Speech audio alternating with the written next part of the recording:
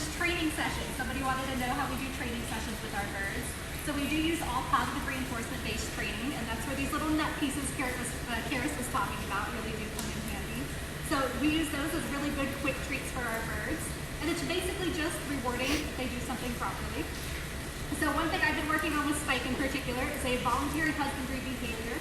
I'm having her put her foot up onto the wire of her enclosure, and then I'm working on a nail turn with her. So just by having her put her foot up and keep that foot still, I'm going to be introducing a little Dremel and getting her used to me touching her feet with that. And it's one of the things we can do for our animals here to make sure that routine care is stress-free. It's a very positive experience. Yeah, so we also do a bunch of different behaviors that aren't just focused on their husbandry or their care. We like to do a bunch of things that are considered enrichment as well, so things that make them think, hiding toys, and even like walking around the aquarium with our birds and going to see different things. You can see Lapis is very excited about it.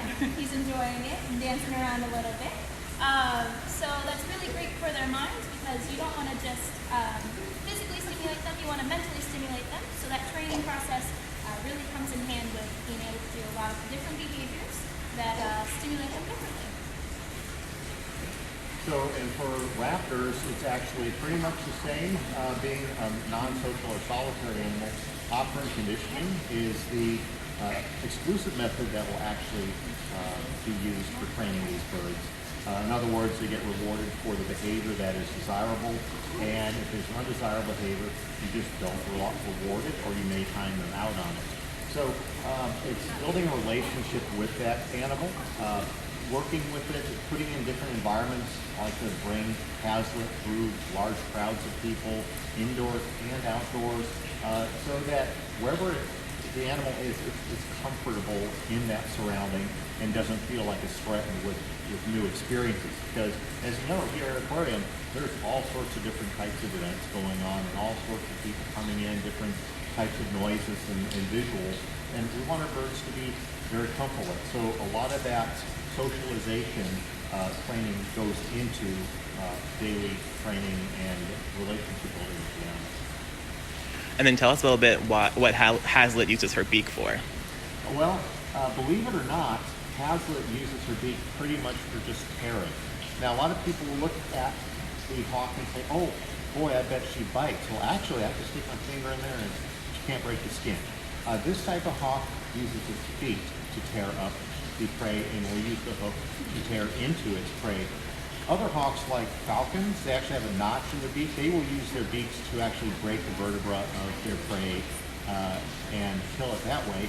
Or you might have other birds still, like vultures, that will actively bite and tear at the same time. But for the broad-winged hawks, they only use them really to tear. They don't really bite very hard, unlike the parrots that could break your finger if they really wanted to. And then what do the macaws use their beak for? So the different beak shapes for different birds help them with the different things that they like to eat. So we talked a little bit about those nuts and how they have that great bite force biting down and the little scoop of the mandible for fruit and things like that. And then that tip of the beak helps them break things into smaller pieces. So what's the most endangered bird we have at the aquarium? So Lapis is our most endangered parrot. He is the highest morphologist and endangered species, but our most endangered bird in the aquarium in total is the African parrot, where they are critically endangered, and they are the most endangered species of penguin, which there's 18 different species of penguin. 13 of them are listed as vulnerable, threatened, or endangered. Yeah, we're being very loud, huh? You want to tell the story? Yeah, you do? So then can you talk a little bit about how you work with penguins at the aquarium? Sure, of course. So as an aviculturist, we work with all the different birds that we have. So we have a parrot routine, we have our raptor routine, we work with parakeets as well, and then our penguins. So working with penguins, you have a very specific habitat that we have to keep certain standards for. Darwin here has been working with penguins for the longest of us, and we are part of what we call a species survival plan. Since they are an endangered species, it's really important to make sure that we're contributing to the genetics of these birds that we have in zoos and aquariums, because they could be extinct in their natural habitat in the next 10 to 15 years. We also follow something called the Taxonomic Advisory Group, or TAG, for penguins. And what they do, this is a group of all the different zoos and aquariums that are in the Association for Zoos and Aquariums. They actually come up with all the standards each species of penguins must be kept in to keep them healthy and keep them propagating. And also, a big part of this is keeping the minds active, enrichment, and making sure you have a vibrant colony. So a lot of work collaboratively goes into keeping a collection of penguins or any animals that we have here at an AZA facility. So how can we at home help endangered species of birds? There's many ways, actually. First and foremost, really simple things such as watch your pollution. What are you throwing away? Recycle things that can be recycled. Also support organizations that have an active role both politically and hands-on with environmental protection. So, for example, here at the aquarium, the South African Foundation for Conservation of Coastal Birds has hands-on conservation programs for African penguins, boots on the ground. When you come here to buy a membership or even just to visit the aquarium, you're actually supporting one of those organizations, such as Sandcop. Supporting your local zoo or aquarium, becoming a member, going out on cleanup days, cleaning up your local park, your beaches, so forth. Just getting active in those type of things are all simple steps you can do as a community member to help endangered birds and animals. And then can you talk a little bit about penguins' diet? Sure. Penguins' diet, such as our specific penguins here, the African black-footed penguins, we actually feed a variety of fish. Capelin, which is kind of a small cold water fish, little baby rainbow trout, and herring. We want to make sure that they're having a variety of fish in their diet. Penguins are opportunistic hunters. Actually, they'll hunt in the wild for whatever they can find. Well, we want to mimic that here in captivity by giving them several types of fish. It's not healthy just to feed them one thing all the time, like it's not healthy for us to eat one thing all the time. Also, we do supplement them with vitamins, make sure that we're balancing our vitamins and supplements. Our veterinarian constantly reviews and evaluates the diets and the supplements that we're giving to our birds. And we do work with other zoos and aquariums through that Penguin Taxonomic Advisory Group to kind of make sure we're implementing our best practices, the types of diets we're feeding, how we prepare the diets. We try to make sure that we're giving them the freshest stuff possible and sustainably sourced as possible. And then Karis, can you talk about some of the enrichment that you guys give the penguins here at the aquarium? So every single bird that we have here is getting different kinds of enrichment. Our penguins, we have to make sure that it's not going to be something that they can tear apart. It's going to have to be something that they can't swallow and has to be waterproof, basically. So we do a lot of kelp forest, and I say that jokingly because it's actually going to be more of a car wash material, which is very easy to clean, very easy to sanitize, and then it can do really well in water, and they can't rip it apart. We also can use hard plastic items, so different toy items, and then for some of the holidays, we like to bring in different items that we can do supervised, and we can have some fun photo shoots, as you might have seen on our Facebook before. With our parrots, it's a little bit of a different story. They love to destroy things. So a lot of our items have to be something that they can kind of tear apart and enjoy destroying it as much as possible. So that's a lot of cardboard and paper items and things like that. Sometimes it'll take more time making the enrichment item for them than it does for them to destroy it. But we can also use novel food items, so things that they don't get every day, and then different places, so all our walks about the aquarium and things like that are also really enriching. But when they're out on exhibit even, our parrots are out for about 4 hours of the day, depending on the day, and depending on how the parrots are doing, what they feel like doing. It's kind of like TV for them. So everybody who walks by underneath those ropes, they dress differently, your hair's a different color, they're different heights, you talk differently, yeah.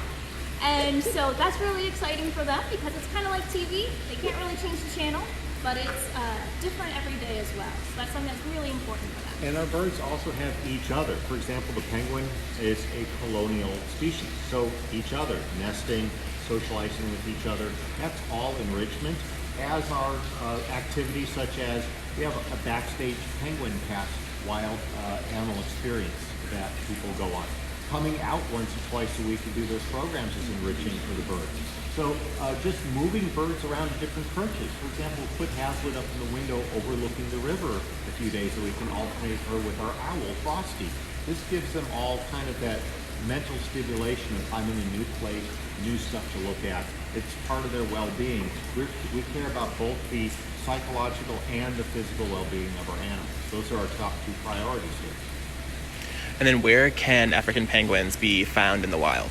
Well, if you go to South Africa or southern Namibia, those are the primary locations. If you wanted to go to South Africa, you can go to Cape Town, the furthest south main city there, and literally drive 40 minutes and you're at Cape Town. There's boardwalks and an actual part of sand parks, their national park system, dedicated toward the African black-footed penguin. You go across the bay, you have Betty's Bay and Stony Point. That's the largest concentration. Right now it's about 12,500 birds in that one area alone. And then again, there's guides and catwalks. You can get up close and intimate looking at their nesting areas there. And also on the islands offshore, like Dasson Island and Robben Island. Now the sad part is the number of African penguins are dramatically decreasing. There used to be 3.2 million in the wild in 1900. We're down to just fewer than 20,000 breeding pairs left in the wild because of climate change, because of direct competition with the food source, the Cape anchovy, a history of guano harvesting for their guano, which destroyed their burrow nests, and also people used to collect their eggs to eat. Between 1880 and 1940, there's about 13 million that were collected, 13 million chicks that never hatched. So unfortunately, the numbers are plummeting in the wild. We're down to only about 1.5% of the original African penguin population in the wild. So if you want to go visit them, you're kind of running out of time, but there are places that you can actually visit to see them in the wild still. And the groups down there, such as Sandcob and Sandparks, are doing a wonderful job protecting those areas to ensure that future generations of African penguins can continue breeding in those locations. And then are penguins easier to work with than other birds, or would? Depends on who you're talking to, but for everybody I've worked with, they are quite easy to work with, especially if the penguins have developed a relationship with you. Once they get to know you, they're quite amazing to work with and quite rewarding to work with. What is your favorite bird species, if you could pick? This is hard because I'm an ornithologist and I've studied birds for 35 years, and I started with with raptors and falconry and stuff, and I just kind of, it's really, really difficult for me to answer that question. When given the push, I'd say the Adelie penguin. What about you, Karis? As much as I love hyacinth macaws, now that I'm working with lapis and we have a pretty good bond, I really enjoy working with penguins. I've worked with 3 different species. My favorite would probably be the king penguin, which if you haven't seen a baby king penguin, I highly recommend Googling a picture of it. They look like baby woolly mammoths, and it is the densest flock ever. And they're pretty entertaining, and then I think they're just the prettiest once they molt out to their adult coloring, and they look really nice. And then, so I know they all know we're close to the public. Do you think the birds, penguins, macaws, Hazlitt, do you think they miss the guests? They can notice there's a difference. I think it definitely affects more our penguins, who are used to having an audience for every feed. So that's definitely one of our draws, is our 2 penguin feeds. So it's a big social cue for them if we have a crowd for a feed or not. Our parents really seem to enjoy that they get to have more one-on-one time with us, but they do miss that TV, like I said, sitting out on exhibit and watching all the people go by. And one of their favorite tricks to pull is to scream at people and have them react. So you kind of lose out on your mischievousness tricks that you get to pull. It's been a lot quieter in Amazon without the guests coming through. But we're here, and we're taking great care of these animals, and they miss our guests too. All right, I think that pretty much wraps it up. Thank you, Karis. Thank you, Darwin. Thank you, everyone, for tuning in. Until next time.